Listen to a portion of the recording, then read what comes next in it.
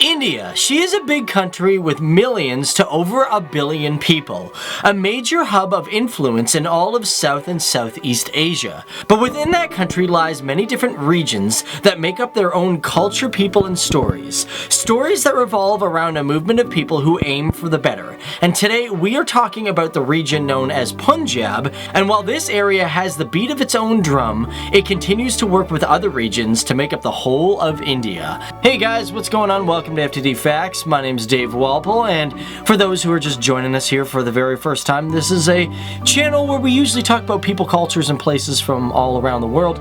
But today we're talking about Punjab because, well, a lot of you guys have requested it. Now, before I get into this video, I want to let you guys know about Grammarly.com. These guys are our sponsor, and I'm going to talk about that more at the end of this video. However, like I said, many of you guys did request us to talk about this video in the past, and we want to thank a lot of you guys for reaching out to us and giving us a new topic to talk about. Now, although this might be a really interesting area to learn about, keep in mind some of the historical facts that I might talk about may have actually happened in the Punjab region in Pakistan. This is because, as we know, they were once together as a whole long ago.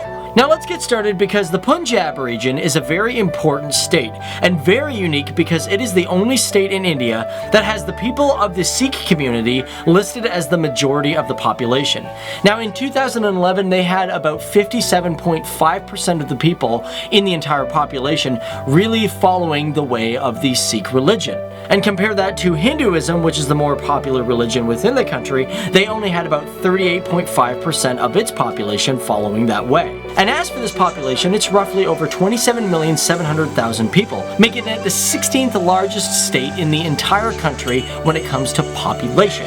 As for size, however, it is approximately 50,362 kilometers square. And putting that all together, its population density is approximately 550 people per square kilometer. And because of its size, it stands as the 20th largest state in all of India. Now let's dive a little bit deeper into this region because the state of Punjab has 22 different districts, and spread out across that there are 5 different divisions, which are Patiala, Rupnagar, Jalandhar, Faridkot, and of course Firozpur. And within all those divisions there is approximately 22 major cities and 157 towns. However, the capital of Punjab, India is Chandigarh with a population of over 1 million people. So, diving into the history of the Punjab region, well, first of all, it's been around for a long time. As a matter of fact, because of the Indus Valley civilizations, they were around in the area anywhere between 800 to 400 BC. And this area was known as Trigarda, which was a kingdom that was mentioned in the Mahabharata. And for those who don't know what the Mahabharata is, it's basically ancient India Sanskrit epics telling the narrative of Kaurava and Pandava. And if we dive a little more into its history, we find that the whole Sikh community and religion all started off in this area. And this all came to be after India's King Akbar met with Guru Amar Das in 1569. Now the two got along so well that it is believed that Akbar actually gave a plot of land to the Guru himself.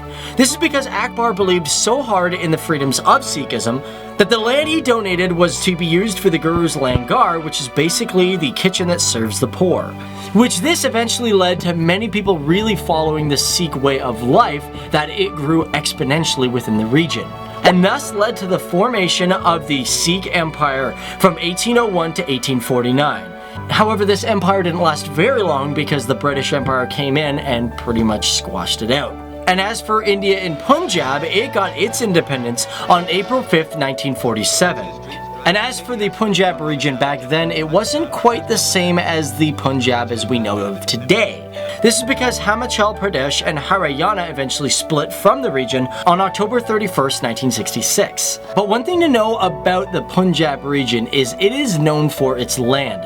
As a matter of fact, it's one of the most fertile lands in the entire world. Because of this, it is known as the Golden Harvest or the Granary of India, or sometimes even India's breadbasket.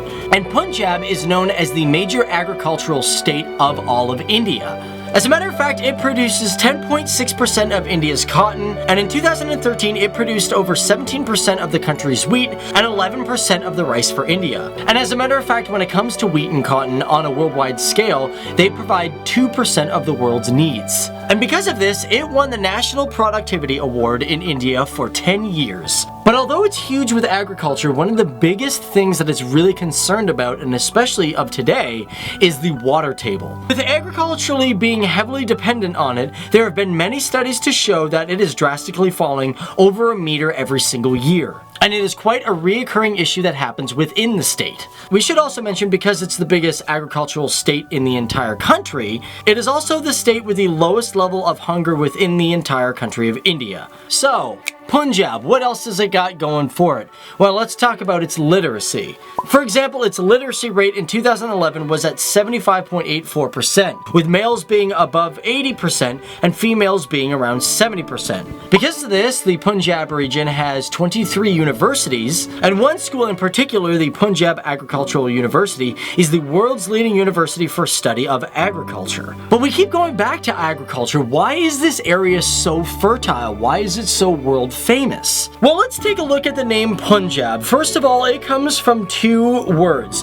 Punj, which basically means 5, and ab, basically meaning water. Meaning 5 water, or in this case, 5 rivers. The rivers we are talking about are a collection in the Indus River Basin, and they keep the area greatly watered. And to list these rivers off, they are Jhelum, Chenab, Ravi, Sutlej, and Beas. So let's finally get agriculture in the past, and let's finally talk about symbols. What are some great symbols of this great state? Firstly, the official animal of Punjab is the black buck.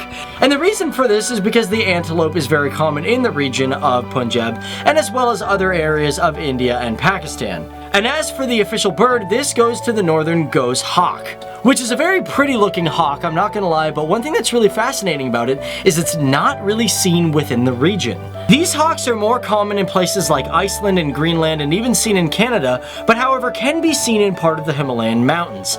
And it's probably why they actually chose this animal, because it's quite rare in Punjab. And for its last symbol, let's talk about the tree of Punjab, which is the Indian rosewood, or more commonly known as Dalbergia siso. And to close it all off out, guys, one thing that is really important about the Punjab state is it has one interesting celebration and one interesting symbol that is all about brotherhood and togetherness. Punjab borders with many regions of Pakistan and Punjab, Pakistan, stretching over 425 kilometers. And although things may be different over in Pakistan, one thing that's very important is the togetherness and understanding of the two countries. And this is no better represented than at the Wagah border ceremony, which we've talked about in other videos before, but it is culturally significant to the two countries, as soldiers open the border gates and lower each other's flag, salute and shake each other's hands. And this is a very powerful and meaning celebration that shows the similarities towards each other, and on top of that, it is the only border ceremony and practice in the world that is done daily at the end of each day. So there you have it, guys. That is just once again another quick look at a cool new region within India, specifically the Punjab state. My name is Dave Wapple, guys, and once again I want to thank you guys all for tuning in and watching and learning something new. Or perhaps if you live there, maybe you're learning something about your own place where you live. On top of that, I also want to thank all you guys for recommending this video, and I want to thank everybody for just recommending all the great videos that we've done so far last week and the ones that we're going to be doing this week. I'm really looking forward to the stuff that we got. But other than that, check out Grammarly.com. These guys are our sponsor. You guys will really like what these guys do. They help improve your English skills, and they are totally free. Feel free to download it. Hey, if you want to upgrade it and spend some money, that's great as well. But check them out, guys. Thanks for watching. But this is the state and region of Punjab, and there is so much more we can learn about this great area and its people. People who have their own stories to tell and have amazing communities of support. A region of land that flourishes in agriculture, giving so much back not just to its own country and neighbors, but to the entire world. For this is the state of Punjab, a place where the farmers work hard and where life is granted from its golden harvest.